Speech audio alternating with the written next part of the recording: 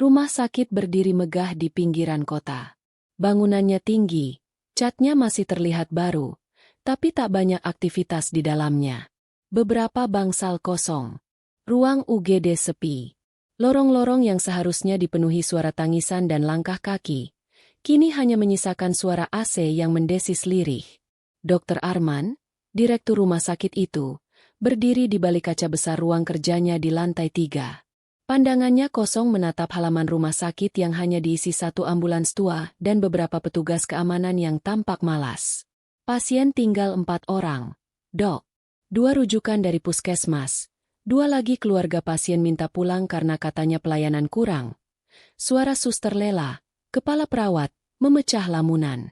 Dr. Arman hanya mengangguk pelan. Keningnya berkerut. Sudah berbulan-bulan rumah sakit itu sepi. Dulu saat ia baru mengambil alih dari kepemimpinan direktur lama, dikenal sebagai rumah sakit modern dengan teknologi terbaru. Tapi setelah renovasi besar-besaran dan pinjaman ban miliaran rupiah, bukannya ramai, malah makin tenggelam. Masalah datang silih berganti. Dokter-dokter spesialis keluar. Gaji terlambat dibayar. Tagihan obat dan listrik menumpuk. Dr. Arman yang tadinya dikenal idealis dan penuh semangat, mulai berubah jadi sosok tertutup, cepat marah, dan sering menyendiri. Hari itu, menjelang maghrib, hujan turun dengan deras. Angin mengguncang kaca jendela ruang direktur. Listrik sempat berkedip-kedip, dan di layar monitor CCTV, tampak sesosok pria tinggi berpakaian hitam berdiri di depan gerbang utama. Suster Lela melirik layar. Itu, siapa ya, Dok? Bukan pasien. Bukan juga keluarga pasien.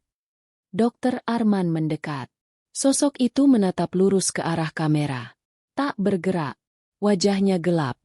Tak terbaca ekspresi. Tapi dari cara berdirinya, diam, tenang, dan menantang, ada aura yang membuat bulu kuduk berdiri. Biar saya yang temui, ucap Dokter Arman tiba-tiba. Dia turun ke lobi dengan payung di tangan. Tapi saat pintu otomatis terbuka, sosok pria itu sudah tidak ada. Hanya sisa jejak lumpur di lantai keramik basah. Siapa sebenarnya orang itu? Gumam Dokter Arman. Saat ia hendak kembali ke atas, ponselnya bergetar. Sebuah SMS masuk dari nomor tidak dikenal. Kalau kau ingin rumah sakitmu hidup kembali, temui aku tengah malam nanti di ruang jenazah. Dokter Arman tercekat. Napasnya memburu. Ruang jenazah. Tempat yang paling jarang ia kunjungi. Biasanya hanya digunakan jika ada pasien yang tidak tertolong, dan itu sudah lama tidak terjadi. Ia menatap layar ponselnya sekali lagi. Tangan kirinya gemetar. Sementara dari kejauhan, suara petir menyambar begitu keras seolah menyambut awal dari sesuatu yang tak pernah ia bayangkan akan terjadi. Malam itu, hujan tak juga reda. Jam digital di meja kerja Dr. Arman menunjukkan pukul 23.57. Di luar, kilat menyambar langit. Lampu di rumah sakit sesekali berkedip lemah. Di dalam ruangannya, Dr. Arman duduk diam. Matanya menatap layar ponsel. SMS dari nomor tak dikenal itu masih terpampang. Sudah 3 kali ia membaca pesan itu, tapi belum juga ia hapus. Kalau kau ingin rumah sakitmu hidup kembali, temui aku tengah malam nanti di ruang jenazah. Perasaan tak nyaman menggelayut di dada. Tapi rasa takut itu kalah oleh tekanan batin dan putus asa yang ia rasakan selama berbulan-bulan terakhir. Rumah sakit yang ia bangun dengan susah payah sedang sekarat. Harapan satu-satunya hanyalah mukjizat. Atau mungkin, sesuatu yang lebih gelap dari itu. Tepat pukul 00, Dr. Arman mengambil senter kecil dan mulai melangkah menuruni lorong gelap menuju ruang jenazah, yang terletak di bagian belakang rumah sakit, dekat parkiran ambulans. Tempat itu sudah lama tak digunakan. Bahkan beberapa staf enggan ke sana setelah insiden bunyi ketukan dari dalam lemari pendingin beberapa bulan lalu, yang tak pernah bisa dijelaskan. Lorong menuju ruang jenazah sunyi. Lampu-lampu redup, hanya menyala sebagian. Saat Dr. Arman membuka pintu besi tua berkarat itu, hawa dingin langsung menyergap. Bau kapur barus dan lembab menusuk hidung. Lampu di langit-langit berkedip pelan. Di tengah ruangan, berdiri sosok pria berpakaian serba hitam. Tingginya tak biasa. Bahunya lebar. Rambutnya klimis. Matanya tajam namun seolah tak berjiwa. Di tangannya tergenggam sebuah tongkat hitam berujung perak. "Terima kasih sudah datang, Dokter Arman," ucapnya. Suaranya berat dan datar, tapi setiap katanya menusuk seperti pisau dingin. "Siapa Anda?" tanya Dokter Arman, mencoba terdengar tegas, meski suaranya sedikit bergetar. "Aku bukan siapa-siapa, tapi kau bisa memanggilku Tuan Lazuardi. Aku datang dengan solusi. Rumah sakitmu akan kembali hidup, uang akan mengalir, investor akan berdatangan, dan kau akan kembali dipuja." Dokter Arman menatapnya tak percaya. "Apa syaratnya?" Tuan Lazuardi tersenyum.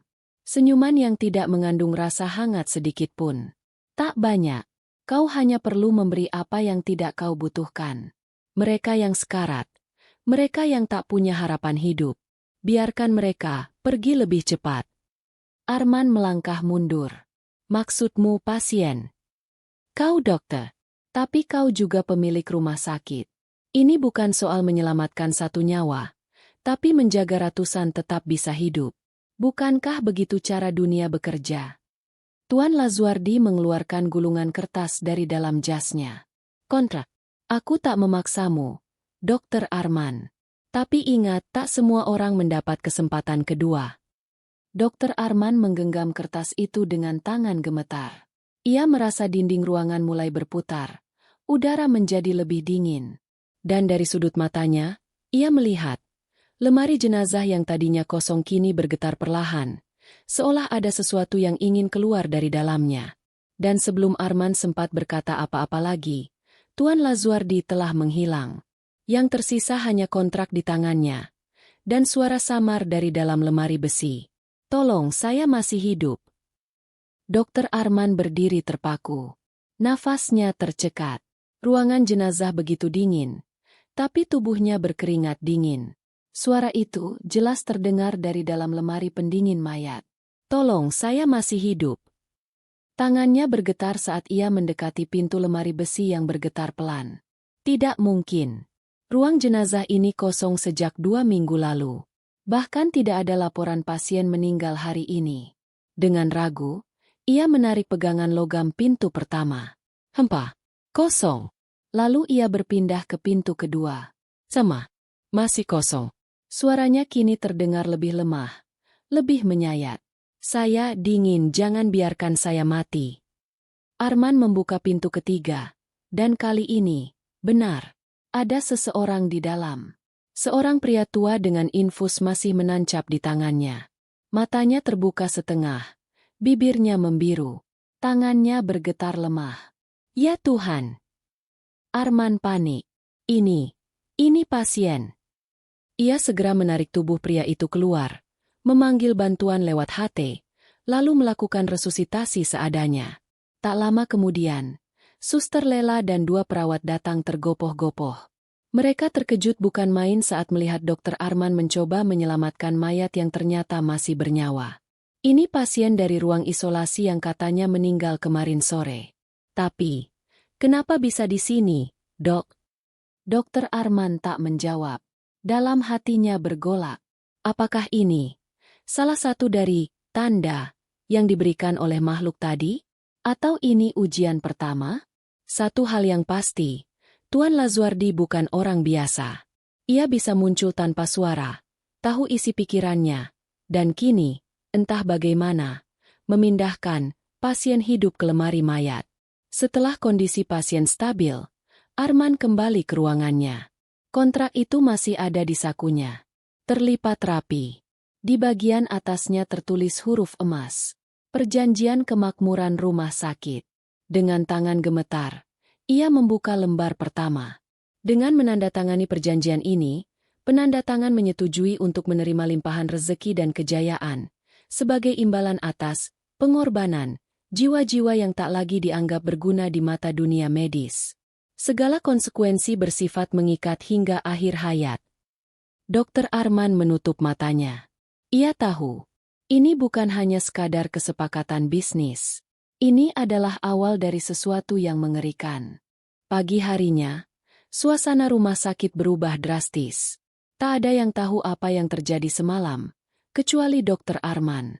Tapi aura ganjil sudah mulai menyelimuti bangunan itu. Pasien yang semula sepi mulai berdatangan. Bahkan ada antrean di ruang pendaftaran. Perawat bingung, karena mereka tidak pernah menerima rujukan sebanyak itu dalam semalam. Dok, sejak jam 6 tadi pasien berdatangan. Dari mana semua ini? Tanya Suster Lela, heran. Arman hanya mengangguk pelan. Bagus. Rumah sakit mulai ramai lagi. Namun di dalam hatinya, ia tidak tenang. Semalam, ia tidak menandatangani kontrak dari Tuan Lazuardi.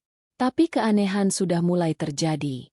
Apakah itu bentuk tawaran sebelum perjanjian benar-benar dimulai? Siang itu, ia mendapat kabar bahwa 3 pasien yang seharusnya sudah membaik meninggal dunia secara mendadak. Semua dengan kondisi yang sama, jantung berhenti tanpa sebab. Tim medis tidak bisa menjelaskan. Bahkan salah satu pasien adalah seorang anak perempuan berusia 7 tahun yang sebelumnya sudah siap dipulangkan. Ini tidak masuk akal, ucap Dr. Dimas, koleganya yang juga kepala ICU.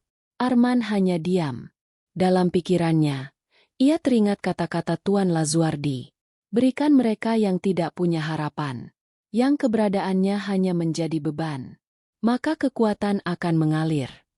Malamnya, saat ia pulang ke rumah, Arman menemukan kontrak itu kembali di meja kerjanya. Padahal ia yakin sudah membuangnya pagi tadi.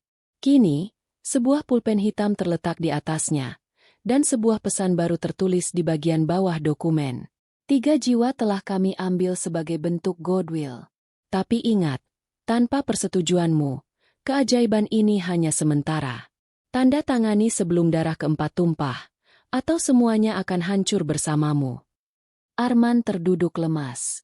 Ia memandang meja kerjanya yang kini dipenuhi dokumen tagihan rumah sakit yang lunas sendiri, surat donasi, dan panggilan dari investor luar negeri. Semua itu datang dalam sehari. Kejayaan atau kutukan? Malam semakin larut. Di layar monitornya, CCTV rumah sakit menunjukkan sesuatu yang tidak wajar. Bayangan gelap di ruang ICU, berdiri diam di ujung ranjang pasien. Dan satu persatu, lampu mulai padam. CCTV memperlihatkan bayangan hitam itu berdiri tanpa gerak di ujung ranjang pasien, kemudian perlahan mendekat, seolah membisikkan sesuatu. Tak lama, monitor detak jantung pasien menunjukkan tanda flatline. Mati. Dokter Arman menyaksikan semua itu dari monitor komputernya di rumah. Dadanya sesak. Tangannya bergetar saat memegang cangkir kopi yang kini terasa hambar. 3 pasien telah mati, dan semuanya terlihat dijemput. Lalu, bayangan itu menoleh langsung ke arah kamera. Mata hitamnya menatap seolah tahu bahwa Arman sedang menyaksikan. Tanpa pikir panjang, ia segera menghubungi rumah sakit. Lela, periksa ruang ICU sekarang juga. Ada sesuatu di sana. Suster Lela terdengar panik di telepon. Tapi dok, lampu padam total di lantai 2. Kami sedang periksa. Tunggu, suara apa itu? Ya Allah! Sambungan terputus. Arman memukul meja. Tak tahan lagi, ia melesat menuju rumah sakit. Saat tiba, beberapa perawat terlihat linglung dan shock di lorong. Seorang satpam berkata, ada pasien yang ditemukan tersedak darah sendiri, padahal hasil labnya bersih. Di lorong ICU, dindingnya kini dipenuhi jejak tangan berwarna merah gelap. Bukan Cat, itu darah. Dan di ujung lorong, berdiri Tuan Lazuardi. Dengan jas hitam elegan, senyum tak lepas dari wajahnya. Namun mata itu tak punya cahaya kehidupan. 4 sudah cukup untuk membuktikan, ucapnya dengan nada ringan, seperti membicarakan cuaca. Sekarang, waktumu memutuskan. Ia menyerahkan kembali dokumen perjanjian kepada Arman. Kali ini, tidak ada pulpen. Yang ada hanyalah pisau bedah kecil, menandakan satu hal, tanda tangan harus menggunakan darah. Arman nyaris menolak. Tapi saat itu juga, seorang perawat datang berlari. Dok, istri Bapak, Ibu Clara, dilarikan ke UGD. Pendarahan hebat. Arman pucat seketika. Tidak mungkin. Dia sehat. Lazuardi mendekat, berbisik di telinganya. Jika kau menolak, bukan hanya istrimu, tapi semua yang kau cintai akan ikut menjadi bagian dari kami. Tapi jika kau setuju, mereka akan baik-baik saja. Dan kau akan jadi sosok paling berkuasa di dunia kesehatan. Arman berdiri kaku. Di tangannya, pisau bedah terasa seperti beban seberat dunia. Perlahan, ia menggoreskan kulit jari telunjuknya, dan dengan darahnya sendiri, ia menandatangani perjanjian itu. Cahaya lorong berpendar sejenak. Suara tangisan di Icu mendadak hening. Monitor pasien menyala kembali. Tapi Arman tahu, hidupnya tidak akan pernah sama lagi. Pagi itu, suasana rumah sakit RS Permata Jiwa kembali normal. Bahkan lebih dari sekadar normal. Ramai, tertib, dan tertangani. Tak ada antrean berlebihan. Semua pasien mendapatkan pelayanan cepat. Yang aneh adalah, tidak ada pasien kritis. Arman berjalan di koridor lantai 2, tempat horor semalam terjadi. Tapi semua tampak bersih. Tidak ada darah, tidak ada bekas tangan merah di dinding, dan tidak ada jejak bayangan gelap. Seperti tidak pernah terjadi apa-apa. Gumamnya. Di ruang Icu, ia melihat pasien yang semula kritis kini sudah sadar dan tertawa. Salah satu bahkan sempat mengucapkan terima kasih karena bisa sembuh begitu cepat. Dokter Dimas menghampirinya. Ajaib. Dok, saya nggak ngerti ini. Tapi semua pasien kita membaik drastis. Bahkan ruang operasi kosong hari ini. Kayak, rumah sakit aja muak ngelihat orang sakit. Arman hanya tersenyum tipis. Tapi di balik senyumnya, ia tahu itu bukan keajaiban. Itu bayaran. Ketika ia kembali ke ruangannya, ia mendapati setumpuk amplop besar di meja. Isinya, cek donasi, sponsor dari perusahaan asing, dan surat rekomendasi dari Kementerian Kesehatan. Bahkan ada pesan pribadi dari pejabat tinggi yang mengapresiasi dedikasinya. Semua itu datang tanpa ia minta.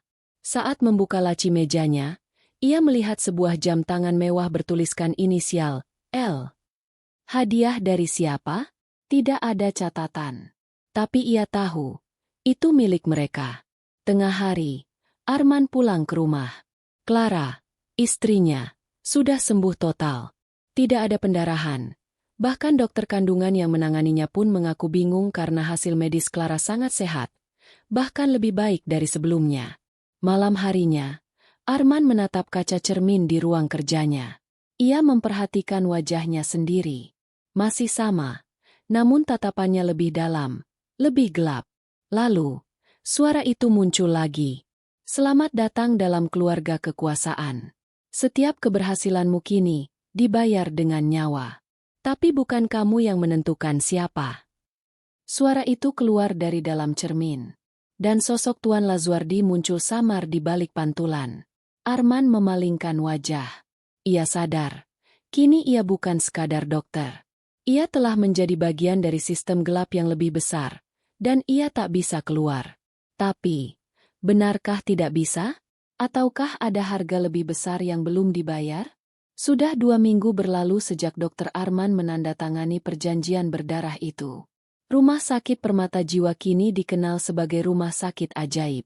Tingkat kesembuhan melonjak drastis. Pasien memuji pelayanan. Bahkan muncul berita viral di media sosial. Pasien gagal ginjal pulang sehat, tanpa cuci darah. RS Permata Jiwa diduga temukan terapi revolusioner penyakit mematikan. Namun Arman tahu, tidak ada terapi baru. Tidak ada keajaiban medis. Hanya perjanjian dengan kegelapan. Dan setiap kali pujian datang, kematian juga datang. Suster Lela mulai curiga. Dok, ini aneh.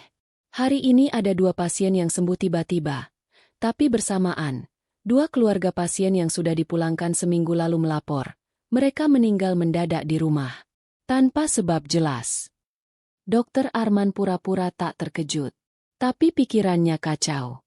Malamnya, ia memeriksa kembali semua laporan pasien. Ada pola aneh. Setiap 3 pasien sembuh, ajaib, maka akan ada 1 kematian acak, dan selalu dari mereka yang sebelumnya terhubung ke RS Permata Jiwa. Kadang mantan pasien, kadang anggota keluarganya. Seakan ada imbalan jiwa atas setiap mukjizat. Pukul 2 dini hari, Arman terbangun dari mimpi buruk. Dalam mimpinya, ia berada di lorong rumah sakit yang gelap. Bayangan-bayangan tangan meraihnya dari dinding. Lalu ia melihat istri dan anaknya, berdiri pucat dan memohon. "Berhenti, ayah, kau tukar nyawa orang demi pujian dan uang." Arman berteriak dalam mimpi. Tapi saat ia bangun, tangannya penuh darah. Bukan darahnya sendiri, melainkan darah segar di bawah kukunya, seperti habis mencabik sesuatu. Telepon berdering. Suster jaga melapor. "Dok, ada kejadian aneh." Seorang pasien rawat jalan yang sudah sembuh datang ke RS untuk menyerahkan diri. Arman bingung. Maksudnya? Dia bilang, "Saya datang karena saya tahu giliran saya mati." Dan benar saja, Dok. Beberapa menit setelah duduk di ruang tunggu, ia ambruk dan mati. Tanpa penyebab medis. Arman menatap jendela ruangannya, menahan napas. Ia mulai sadar, dirinya bukan penyelamat. Ia eksekutor diam-diam. Dan kini, jiwa-jiwa mulai sadar siapa dalangnya. Arman tidak bisa tidur lagi. Malam demi malam, pikirannya dipenuhi oleh bisikan-bisikan samar yang datang dari sudut gelap rumah sakit. Di dalam kepalanya, suara-suara itu berkata, "Kenapa kau terus berdiam? Berapa banyak jiwa harus kau korbankan untuk mempertahankan kerajaanmu? Tidakkah kau takut membayar lebih mahal?" Ia merasa langkahnya mulai berat, seperti ada sesuatu yang membebani tiap gerakannya. Suster Lela datang menghampiri di ruang kerjanya pagi itu. Raut wajahnya lebih cemas dari biasanya. "Dok, saya dengar kabar aneh dari para perawat malam. Mereka bilang ada yang sering lihat bayangan hitam di lorong ICU. Kadang suara tangisan dan tawa tanpa sumber. Bahkan beberapa alat medis tiba-tiba mati total," katanya. Arman mengangguk pelan. Ia tidak ingin mengungkapkan kebenaran yang mengerikan kepada siapapun. Hari itu, saat ia memeriksa kamar pasien, ia melihat seorang pasien lama yang dulu sudah sembuh, berdiri termenung di sudut ruangan. Saat Arman mendekat, pasien itu menatap kosong dan berkata pelan, "Aku tahu aku harus pergi. Tapi aku takut." Arman bergidik, menyadari pasien itu seperti tersangkut di dunia antara hidup dan mati. Kejadian-kejadian aneh mulai mengganggu kesehatannya secara fisik dan mental. Kepala pusing, penglihatan kabur, dan mimpi buruk yang berubah menjadi kenyataan. Malam itu, Arman berhadapan lagi dengan sosok Lazuardi dalam mimpinya. Wajahnya yang dingin dan penuh tipu daya berbisik. "Kau sudah masuk ke dalam permainan ini, Arman. Ada yang harus kau korbankan, dan itu belum selesai." Sosok itu mengulurkan tangan hitamnya, memperlihatkan senyum licik. "Tapi jangan khawatir, aku selalu ada di sisimu." Ketakutan mulai merayapi Arman. Ia tahu bahwa semakin lama ia bertahan, semakin banyak harga yang harus dibayar, bukan hanya nyawa orang lain, tapi juga dirinya sendiri. Arman semakin tenggelam dalam pergulatan batin yang tak berkesudahan. Rasa bersalah mulai merobek hatinya tiap kali ia melewati lorong rumah sakit yang kini terasa seperti penjara. Ia mencoba berbicara pada Clara, istrinya, tentang kegelisahan yang menggerogoti jiwanya. Namun Clara hanya bisa menangis, ketakutan dengan perubahan suaminya. Di tengah malam, suara bisikan itu kembali mengisi pikirannya, lebih keras dan penuh ancaman. "Jika kau ingin bebas, kau harus bayar lebih mahal dari yang kau kira." Arman tak kuasa menahan diri. Ia mulai menyelidiki data pasien secara diam-diam, mencoba mencari pola yang bisa menjadi celah untuk menghentikan rantai kematian ini. Namun setiap kali ia merasa menemukan petunjuk, data itu hilang secara misterius dari komputer rumah sakit. Sementara itu, rumah sakit semakin menjadi pusat perhatian.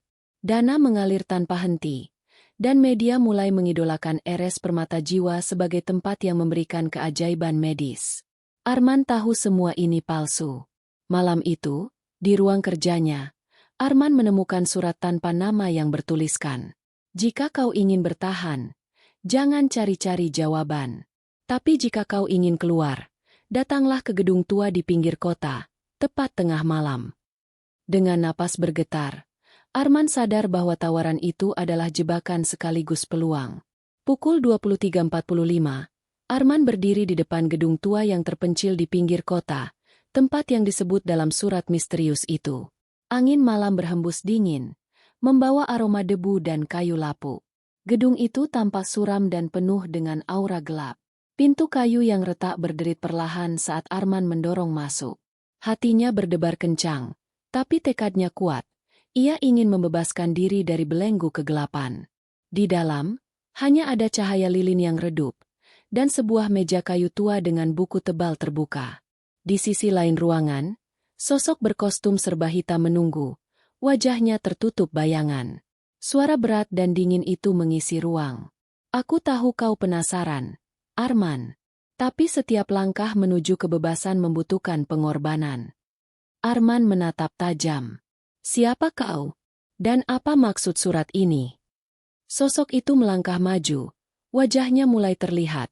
Seorang pria parubaya dengan mata berkilat merah samar. Aku adalah penghubung antara dunia kita dan kekuatan yang kau ikuti. Namaku Raka. Raka melanjutkan. Perjanjianmu dengan Lazuardi tidak mudah diputus. Tapi ada cara, dengan mengorbankan sesuatu yang kau cintai paling dalam. Arman meremas tangan istrinya dalam pikirannya. Ia tahu harus memilih antara keluarganya atau membebaskan jiwa-jiwa yang terus bergelut di rumah sakit itu. Raka mengeluarkan sebuah kotak kayu kecil, berukir simbol-simbol misterius. Ini adalah kunci pembebasan. Tapi ingat, konsekuensinya berat. Apakah kau siap membayar harga itu? Arman terdiam, bergulat antara harapan dan ketakutan. Arman menggenggam kotak kayu itu dengan tangan gemetar. Suara detak jam di gedung tua itu seperti mengiringi detik-detik menentukan hidupnya. Raka menatapnya dalam. Setiap perjanjian dengan kegelapan memang mahal, Arman. Tapi ingat, kau punya pilihan. Ambil kotak itu. Dan kau harus rela mengorbankan sesuatu yang paling berharga. Jika tidak, kau akan terus terperangkap dalam perjanjian yang menjeratmu. Arman menutup matanya sejenak, membayangkan wajah Clara dan anaknya yang sedang tertidur di rumah. Hatinya hancur oleh dilema yang tak bisa dielakkan. Akhirnya ia membuka kotak itu. Di dalamnya terdapat sebuah jimat kecil berbentuk iblis yang tampak hidup, seperti menyala merah oleh api neraka. Raka berkata, jimat ini adalah simbol perjanjian baru. Untuk membebaskan jiwa-jiwa yang terperangkap, kau harus mengorbankan separuh dari kebahagiaan keluargamu. Satu nyawa harus kau pilih. Arman terdiam. Darah berdesir di nadinya. Aku tidak bisa memilih antara istriku dan anakku. Raka tersenyum dingin. Itulah harga pembebasan. Jika kau ragu, maka kutukan akan terus melekat. Jangan lupa, waktu terus berjalan, dan jiwa-jiwa di rumah sakit menunggu pembebasan. Arman menggenggam jimat itu erat, menyadari bahwa malam itu bukan hanya tentang keberanian, tapi juga pengorbanan terbesar dalam hidupnya. Ia melangkah keluar dari gedung tua dengan perasaan berat. Dalam hatinya, ia berjanji akan berjuang sekuat tenaga untuk memutus rantai ini, sekalipun harus kehilangan segalanya. Setelah malam itu di gedung tua, Arman kembali ke rumah sakit dengan jiwa yang bergolak. Ia tahu, kini tidak ada jalan kembali, perjanjiannya dengan kegelapan sudah terikat kuat. Di ruang kerjanya, Arman duduk termenung memandang jimat di tangan. Bayangan Lazuardi dan Raka terus menghantui pikirannya. Keesokan harinya, kejadian aneh mulai terjadi lebih intens. Pasien yang sebelumnya menunjukkan tanda-tanda membaik, tiba-tiba kondisinya memburuk drastis. Perawat dan dokter mulai ketakutan, dan bisik-bisik tentang kutukan menyebar cepat. Arman berusaha menahan rasa panik dan mencari cara untuk menyelamatkan pasien. Namun, setiap upaya terasa sia-sia, seolah ada kekuatan gelap yang menolak untuk dilepaskan. Suatu malam, saat Arman berjalan melewati lorong rumah sakit, ia melihat sosok bayangan hitam yang menyelinap cepat di sudut matanya. Jantungnya berdegup kencang. Tapi ia tahu ini adalah momen untuk berhadapan dengan kenyataan. Tiba-tiba, Sosok Lazuardi muncul di hadapannya, dengan senyum penuh kemenangan. Kau sudah tidak bisa mundur, Arman. Semua sudah berjalan sesuai rencana. Arman menguatkan diri. Aku akan menemukan cara untuk membebaskan semuanya. Perjanjian ini akan berakhir. Lazuardi tertawa dingin. Kita lihat saja siapa yang lebih kuat antara manusia dan kegelapan. Malam itu, Arman menyadari bahwa pertempuran sesungguhnya baru saja dimulai. Malam itu, Arman tidak tidur. Ia merasakan ketegangan yang luar biasa mengalir dalam nadinya. Setiap langkah di rumah sakit terasa seperti berjalan di atas bara api. Di ruang bawah tanah rumah sakit, tempat yang selama ini jarang dikunjungi, Arman menemukan jejak-jejak ritual gelap, lilin hitam, simbol-simbol aneh, dan bau dupa yang menusuk. Ia tahu, disinilah kunci misteri perjanjian gelap itu dimulai. Arman mulai melakukan penyelidikan diam-diam, berusaha mengumpulkan bukti dan mencari cara untuk melawan Lazuardi dan pengikutnya. Namun, ancaman semakin nyata. Beberapa staf rumah sakit mulai menghilang tanpa jejak. Dalam salah satu malam yang sunyi, Arman bertemu dengan seorang wanita tua misterius yang mengaku sebagai penjaga roh. Jika kau ingin membebaskan rumah sakit ini, kau harus berani menghadapi iblis itu secara langsung. Wanita itu memberikan sebuah kalung bertuah, yang katanya bisa melindungi Arman dari serangan kegelapan sementara waktu. Dengan kalung di lehernya, Arman merasa sedikit lebih kuat. Namun ia tahu, waktu tidak berpihak padanya. Pertarungan antara terang dan gelap di rumah sakit semakin mendekati puncak. Arman harus menyiapkan diri untuk menghadapi iblis Lazuardi yang selama ini menguasai segalanya. Malam itu, rumah sakit berubah menjadi medan perang yang sunyi namun mematikan. Arman berjalan perlahan di lorong yang biasa disebut lorong kematian oleh para staf, tempat pasien paling kritis dirawat. Dengan kalung bertuah yang menggantung di leher, ia merasakan perlindungan yang samar namun nyata. Suara-suara bisikan gelap mencoba menggoyahkan imannya, tapi ia menolak tunduk. Tiba-tiba, bayangan hitam besar muncul di ujung lorong. Lazuardi, wujud iblis yang selama ini menguasai rumah sakit, muncul dengan tatapan penuh ancaman. Kau pikir kalung murahan itu bisa melindungimu? Ejek Lazuardi dengan suara serak dan bergema. Arman menguatkan diri. Aku tidak sendiri. Aku punya harapan dan tekad untuk membebaskan semua yang kau kurung di sini. Pertempuran pun dimulai. Bayangan dan cahaya saling bertarung, dengan suara gemuruh yang mengguncang lorong gelap itu. Arman berusaha mengusir Lazuardi dengan doa dan kekuatan kalung itu, sementara Lazuardi membalas dengan teriakan mengerikan dan semburan energi gelap. Lorong itu menjadi saksi pertempuran antara manusia dan iblis, antara harapan dan keputusasaan. Pertempuran di lorong kematian mencapai puncaknya. Arman dan Lazuardi saling bertarung dengan kekuatan yang hampir melebihi batas manusia. Kalung bertuah yang dikenakan Arman mulai memancarkan cahaya terang, membuat bayangan Lazuardi sedikit mundur. Namun, Lazuardi tidak menyerah. Ia menghembuskan nafas dingin yang menusuk ke dalam tulang, mencoba menghisap energi hidup Arman. Dengan sisa tenaga yang ada, Arman mengingat pesan Raka. Untuk membebaskan, harus ada pengorbanan. Dalam detik-detik terakhir, Arman memutuskan untuk mengorbankan sesuatu yang paling ia cintai, bukan nyawa orang lain, tapi bagian dari jiwanya sendiri. Ia merapal doa dengan sungguh-sungguh, sambil menggenggam erat kalung bertuah itu. Cahaya dari kalung semakin terang, menyelimuti lorong dengan aura suci.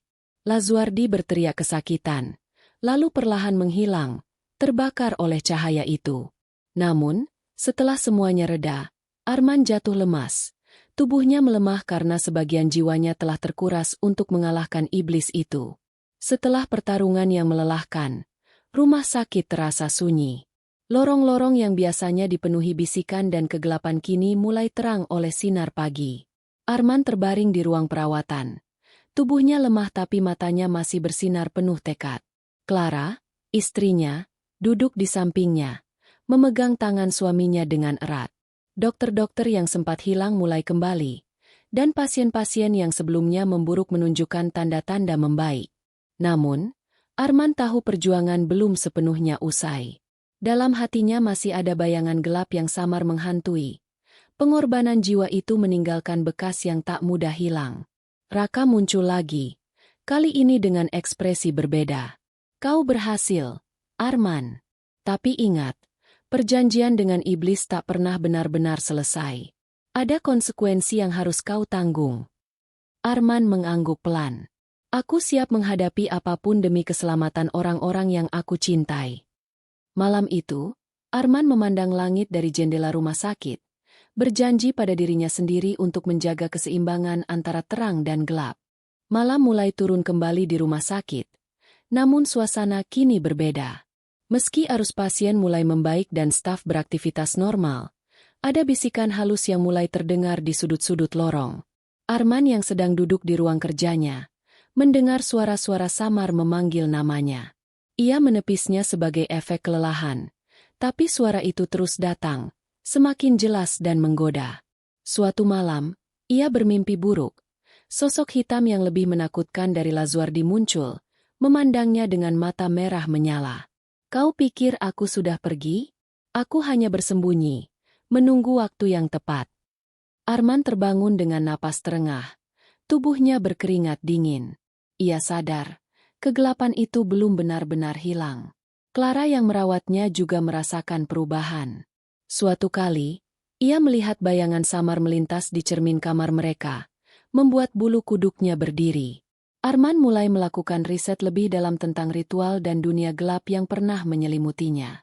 Ia sadar, perjanjian dengan iblis bukan hanya soal uang dan nyawa, tapi juga jiwa dan takdir.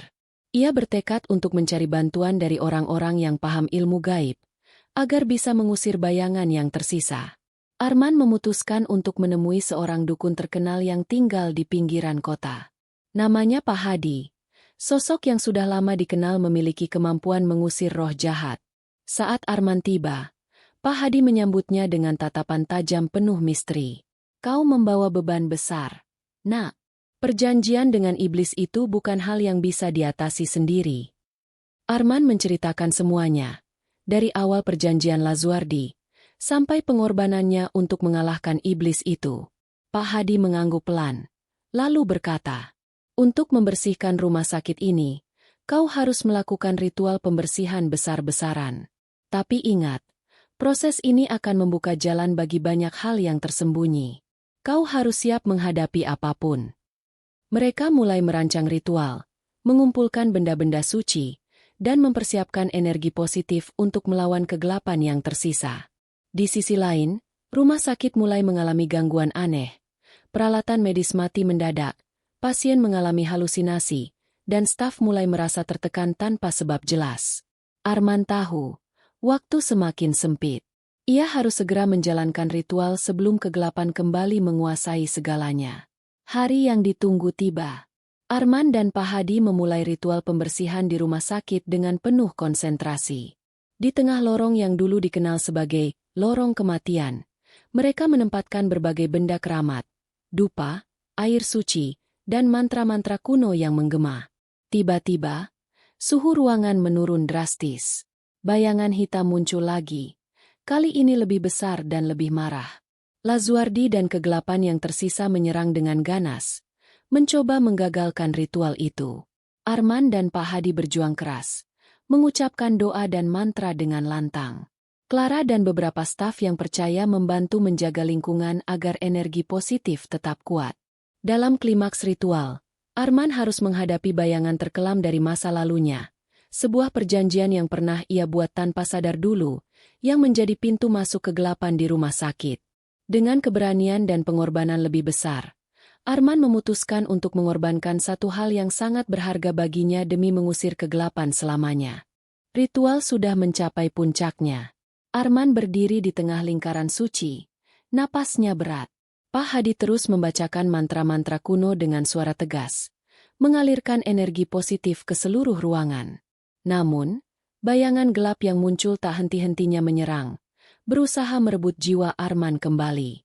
Cahaya dari benda keramat semakin terang, tapi kekuatan gelap juga semakin mengamuk. Arman teringat akan istrinya, Clara, dan pasien-pasien yang selama ini berjuang untuk sembuh. Dengan tekad bulat, Ia mengulurkan tangan dan memfokuskan seluruh energi hidupnya, bersiap mengorbankan satu hal yang paling berharga. Di momen itu, sebuah cahaya putih menyelimuti tubuhnya. Rasa sakit yang luar biasa menyebar, tapi ia menahan diri demi menyelamatkan semuanya.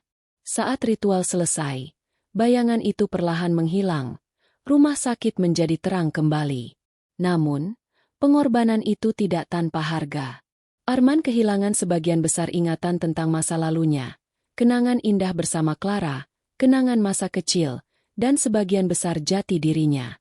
Clara menangis terseduh di sampingnya, memegang tangan Arman erat. Meski kehilangan memori, mata Arman tetap penuh cinta dan tekad untuk melindungi rumah sakit yang telah menjadi rumah keduanya. Beberapa minggu setelah ritual, rumah sakit mulai pulih secara perlahan. Pasien kembali berdatangan. Staf mulai tersenyum dan suasana terasa lebih hangat. Namun, Arman tetap berbeda. Ingatan masa lalunya hilang, seperti buku yang halaman-halamannya teracak. Clara berusaha menghibur dan membantunya mengingat kembali potongan-potongan masa lalu. Foto-foto lama, cerita-cerita kecil, dan kenangan manis mereka dijadikan jembatan untuk menyambung kembali hubungan mereka. Di sisi lain, Arman mulai belajar menerima kenyataan baru. Meski kehilangan ingatan, ia merasa ada kekuatan baru dalam dirinya, sesuatu yang datang dari perjuangan dan pengorbanan besar. Pak Hadi sering datang mengunjungi, memberikan semangat dan memastikan kegelapan tidak akan kembali lagi. Kau sudah membayar harga yang sangat mahal, Arman. Tapi kini, kau punya kesempatan untuk memulai kembali. Namun, dalam hati Arman, ada perasaan ganjil. Sesuatu dari bayang-bayang masa lalu masih berusaha mengintai, seperti bisikan samar yang belum sepenuhnya hilang. Walaupun rumah sakit mulai normal kembali, ada perasaan tidak tenang yang terus menggerayangi Arman. Di balik senyuman dan kehangatan yang dirasakan, ia sering terbangun di malam hari dengan perasaan seperti diawasi. Suatu malam, saat Arman sedang menyendiri di ruang kerja, layar komputer menyala sendiri, menampilkan angka-angka aneh dan pesan samar. Perjanjian itu belum berakhir. Arman merasakan sesuatu yang dingin merayap ke seluruh tubuhnya. Ia tahu, meski kegelapan sudah berhasil dipukul mundur, bayangan dari perjanjian itu belum sepenuhnya lenyap. Clara dan Pak Hadi mencoba menenangkannya, tapi Arman tahu satu hal, perjuangan ini belum selesai. Ada sesuatu yang harus ia temukan, sebuah kunci rahasia yang bisa memutus rantai kutukan selamanya. Dengan tekad yang semakin kuat, Arman memutuskan untuk menggali lebih dalam masa lalunya, mencari tahu rahasia yang selama ini tersembunyi di balik perjanjian dengan iblis itu.